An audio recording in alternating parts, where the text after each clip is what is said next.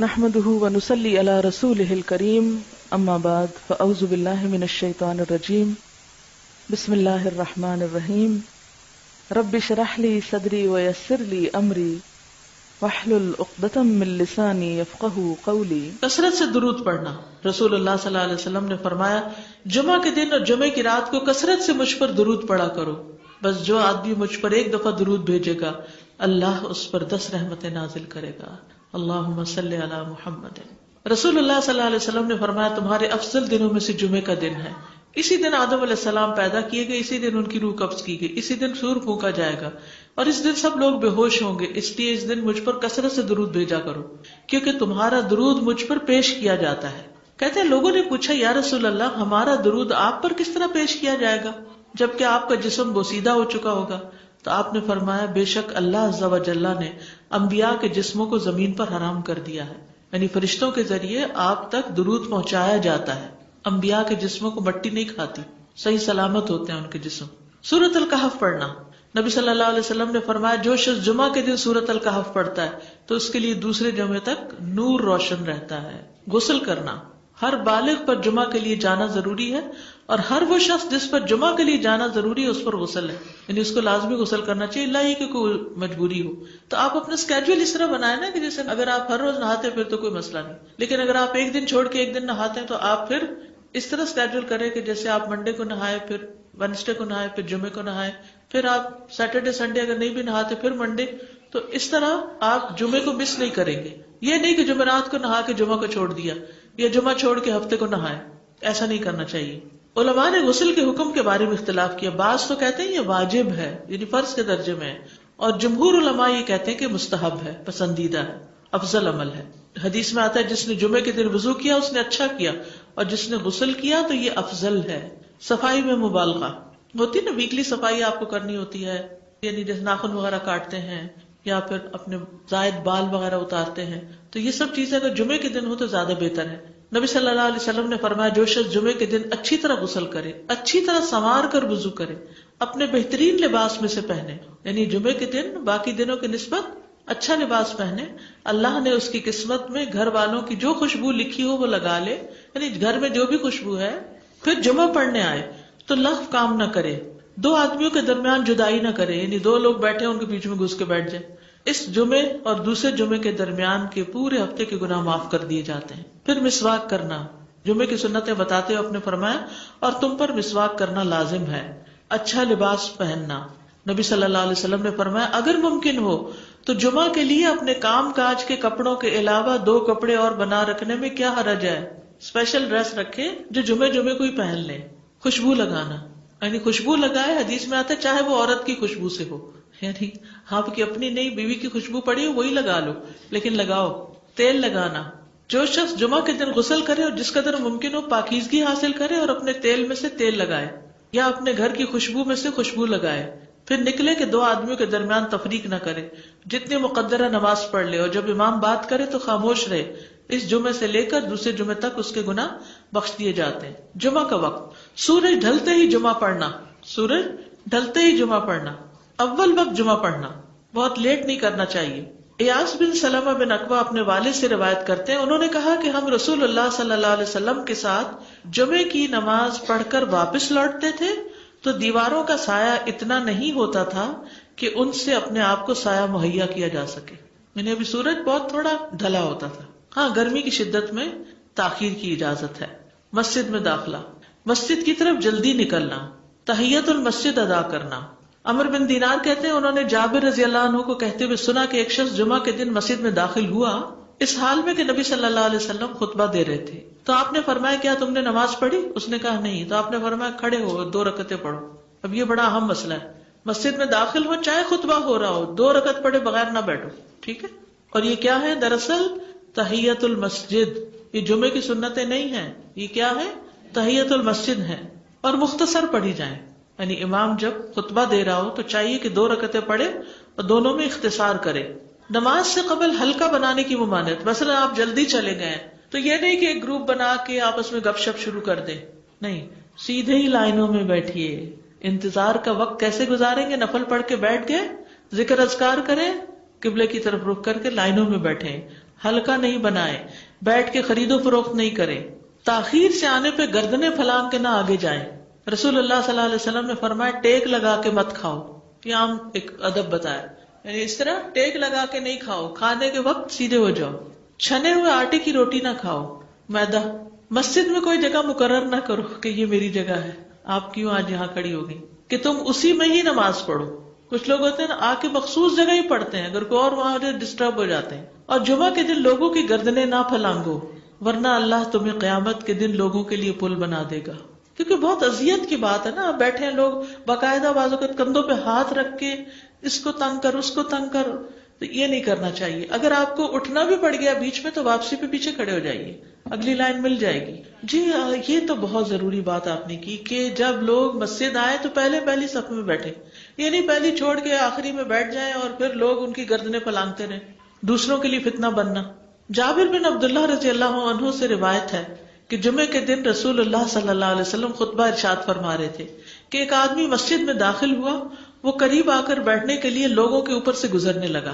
رسول اللہ صلی اللہ علیہ وسلم نے فرمایا بیٹھ جاؤ، تحقیق تم نے لوگوں کو تکلیف پہنچائی اور دیر سے آئے۔ یہ عربی کے الفاظ بڑے خوبصورت ہیں، اجلس فقد آذیت و آنیت، کتنی جامع زبان ہے یہ، اجلس فقد آذیت، تو نے اذیت دی، و آنیت، اور دیر سے آئے ہو، تو اس سے منع کیا گیا۔ کسی کو اس کی جگہ سے نہ اٹھانا۔ جابر رضی اللہ عنہ نبی صلی اللہ علیہ وسلم سے روایت کرتے ہیں، آپ نے فرمایا تم میں سے کوئی شخص جمعہ کے دن اپنے بھائی کو کھڑا نہ کرے کہ پھر دوسری طرف سے آ کر اس کی جگہ پہ خود بیٹھ جائے، بلکہ جو آئے وہ کہے جگہ کشادہ کرو، ہمارے لیے بھی جگہ بناؤ، یہ کہے۔ خطبہ جمعہ اور اس کے آداب۔ خطبہ جمعہ کی اہمیت، جب اذان ہو جائے تو کیا کرے انسان؟ مسجد کی طرف دوڑ پڑے۔ تو مسجد میں جماعت تو نہیں ہو رہی ہوگی، پہلے کیا ہو رہا ہوگا؟ خطبہ ہو رہا ہوگا۔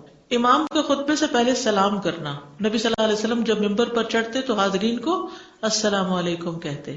امام کا کھڑے ہو کر خطبہ دینا، رسول اللہ صلی اللہ علیہ وسلم کھڑے ہو کر خطبہ دیتے، پھر بیٹھ جاتے، پھر کھڑے ہوتے اور کھڑے ہو کر خطبہ دیتے، یعنی بیچ میں تھوڑا سا بیٹھ بھی جاتے تھے۔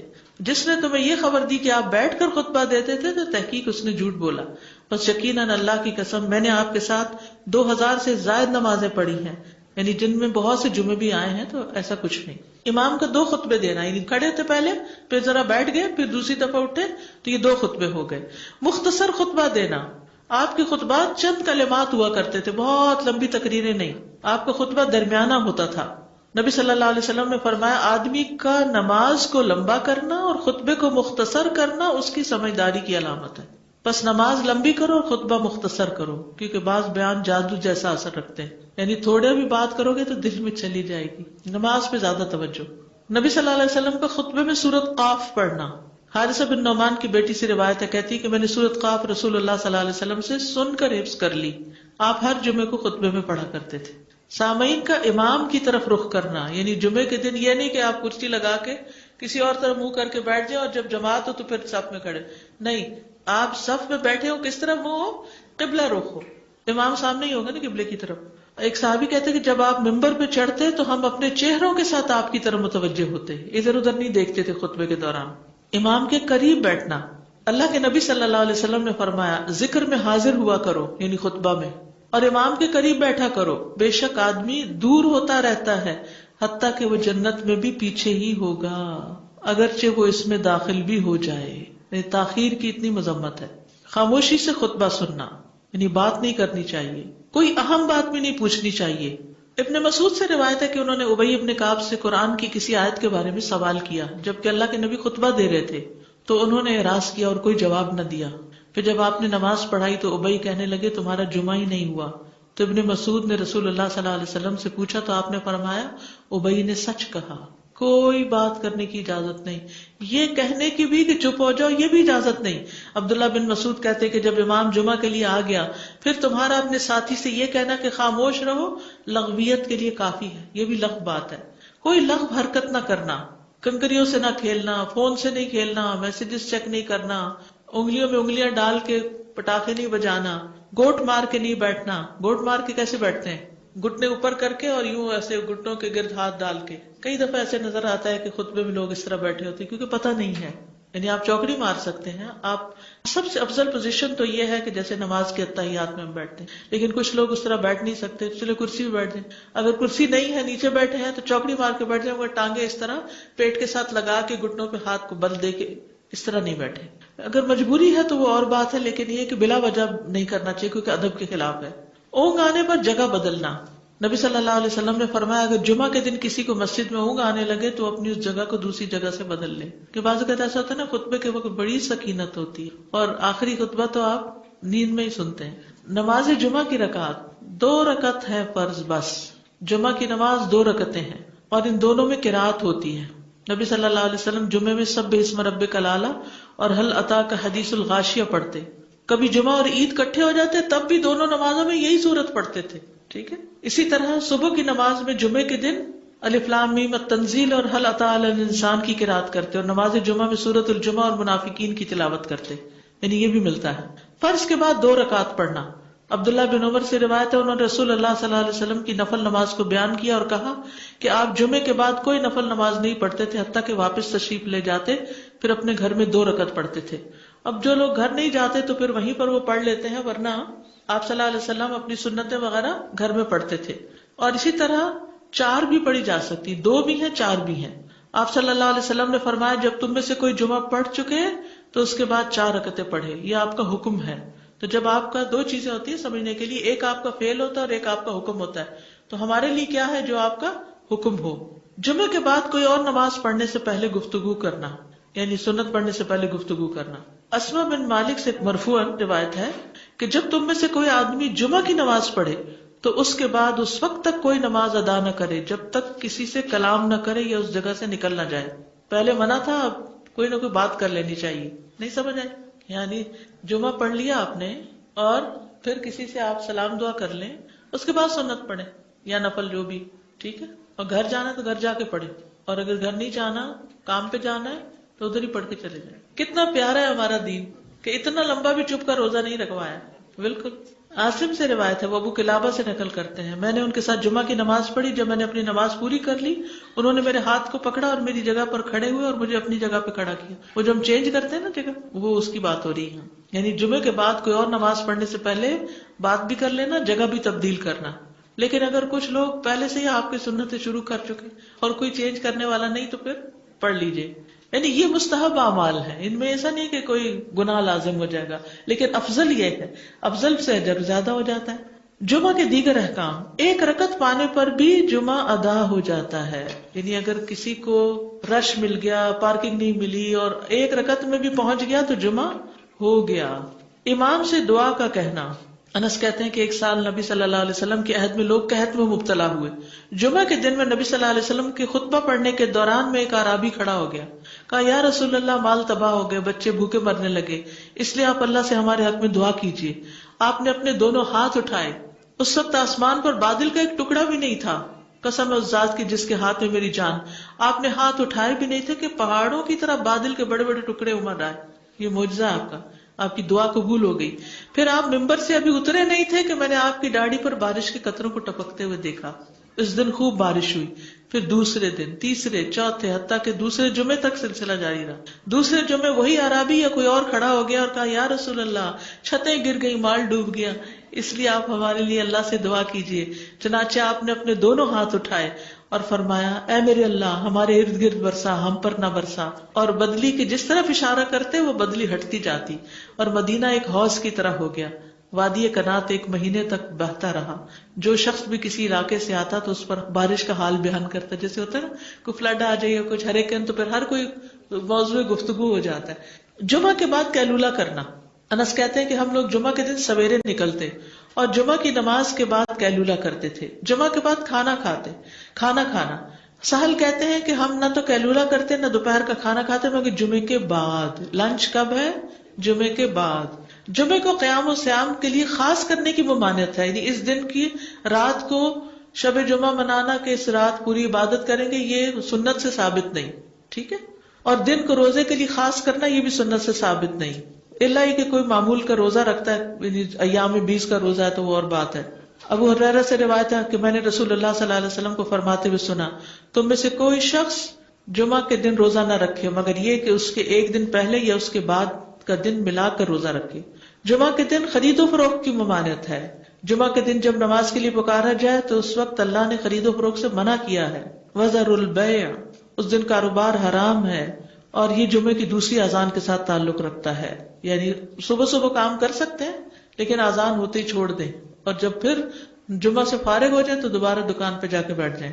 جابر بن عبداللہ کہتے ہیں کہ نبی صلی اللہ علیہ وسلم جمعہ کے دن خطبہ ارشاد فرما رہے تھے کہ مدینہ میں ایک تجارتی قافلہ آیا. رسول اللہ صلی اللہ علیہ وسلم کے صحابہ اس کی طرف لپک پڑے اور آپ کے پاس مسجد میں صرف 12 آدمی بچے.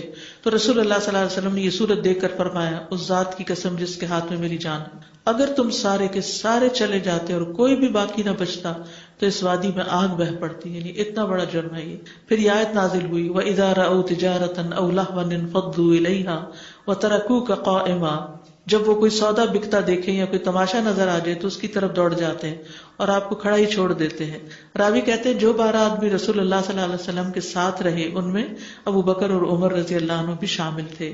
جمعے کے دن قبولیت کی گھڑی ہوتی ہے، اس وقت اللہ سے بھلائی مانگنی چاہیے. رسول اللہ صلی اللہ علیہ وسلم نے فرمایا، جمعے کے دن میں ایک گھڑی ایسی ہے کہ کوئی مسلمان اللہ سے کسی خیر کا سوال کرتے ہوئے اس کی موافقت نہیں کرتا مگر اللہ اسے وہی خیر عطا کر دیتا ہے. فرمایا یہ ایک چھوٹی سی گھڑی تھوڑی دیر کے لیے ہوتی ہے اور یہ ہر جمعے کو ہوتی ہے. ٹھیک ہے، اور خصوصاً نماز میں بھی اگر کوئی دعا کر رہا ہوتا ہے نا انسان تو وہ بھی قبول ہو جاتی ہے. نماز میں دعا کہاں ہوتی ہے؟ شروع میں ہوتی ہے، رکوع میں ہوتی ہے، سجدے میں ہوتی ہے، تشہد میں ہوتی ہیں.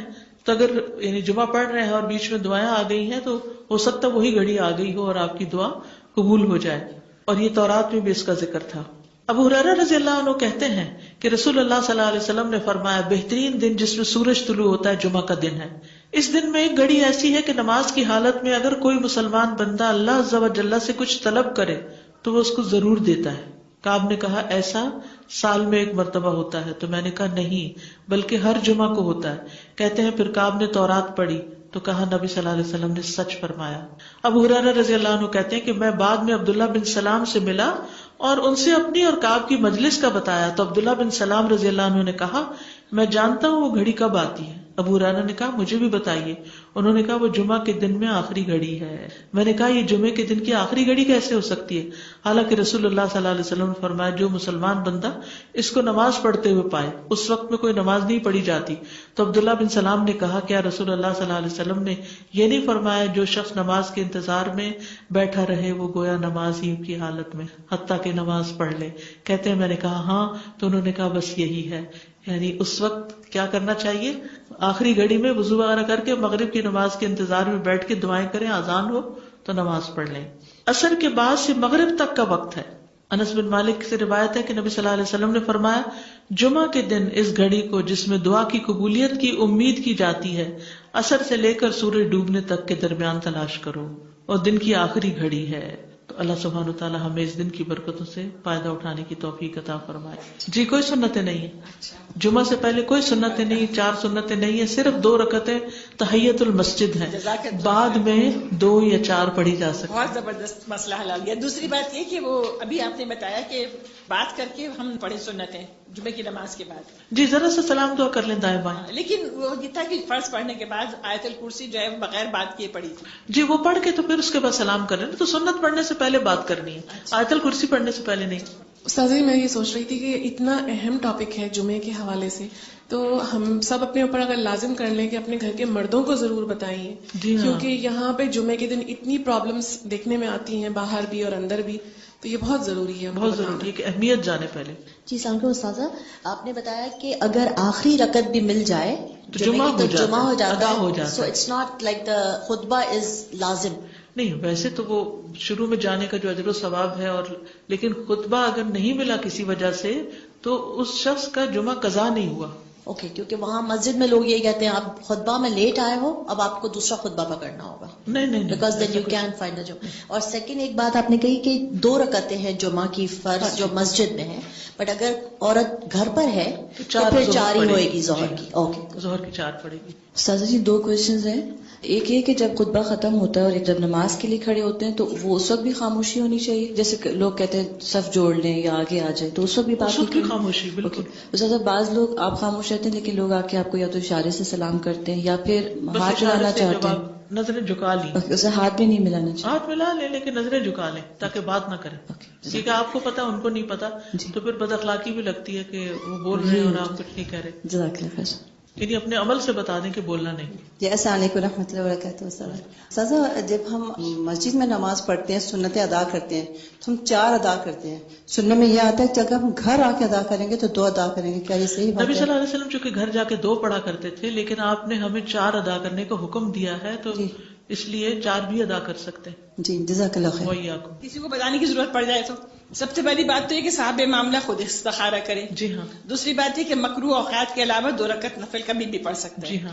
دوسری بات یہ سورہ فاتحہ قرآن کی کوئی بھی سورت، ٹھیک ہے. پھر 1 سے زیادہ مرتبہ بھی کر سکتے ہیں. ٹھیک ہے. پھر یہ کہ خواب یا کسی اشارے کا انتظار کوئی حقیقت نہیں. ٹھیک ہے. آسانیاں اور رکاوٹیں دونوں کا مطلب یہ لے کہ اسی میں خیر ہے. ٹھیک ہے. اور ہر حال میں راضی ہے کیونکہ وہی جانتا ہے کہ کب کیا اور کون بیتتا ہے. جی یعنی کام سے نہ رکے، جس کام کے لیے استخارہ کیا وہ کام کر لیں، پھر اس کے بعد خیر ہی خیر، استخارہ خیر ہی خیر. گھر میں نماز پڑھے تو پہلے 4 سنت پڑھے، جی ہاں، اور پھر 4 فرض پڑھے، پھر 2 سنت، پھر 2 نفل. جی. وآخر دعوانا ان الحمد للہ رب العالمین. سبحانک اللہم وبحمدک اشہد ان لا الہ الا انت استغفرک واتوب الیک. السلام علیکم ورحمۃ اللہ وبرکاتہ.